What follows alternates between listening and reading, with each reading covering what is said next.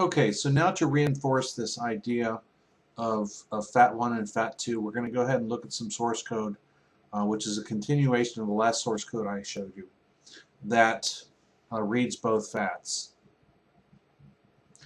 This line right here is where we ended up last time we read in the boot sector.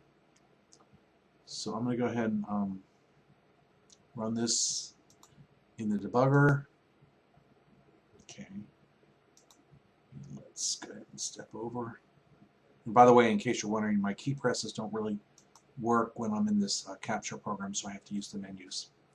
Now, this is the same as it's seeking to the point on the disk, and I had mentioned earlier that this told you how many sectors are boot sector and FS. So the stuff that comes before FAT1, that's how many sectors.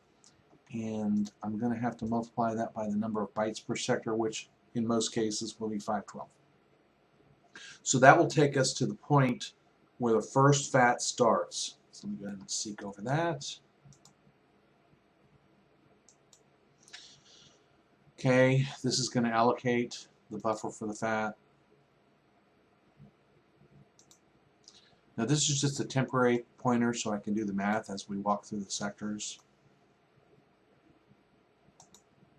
And here I'm going to loop through all of the sectors. Read this sector. And you might ask, well, why don't I just read all the sectors at once?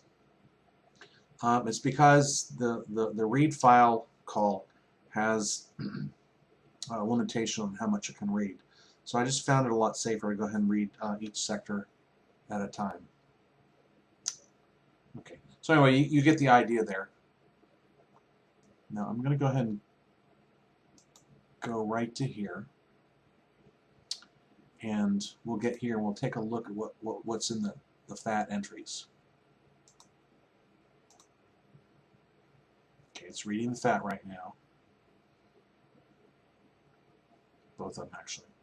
And it's a little slow being run from within the debugger.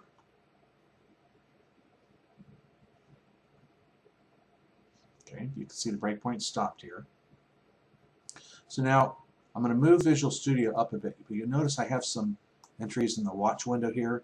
So you should be able to compare FAT1 sub 0 and FAT2 sub 0, and they're the same values. FAT1 sub 1 and FAT2 sub 1, they're the same values. Notice that they should be the exact same thing because they're copies of each other.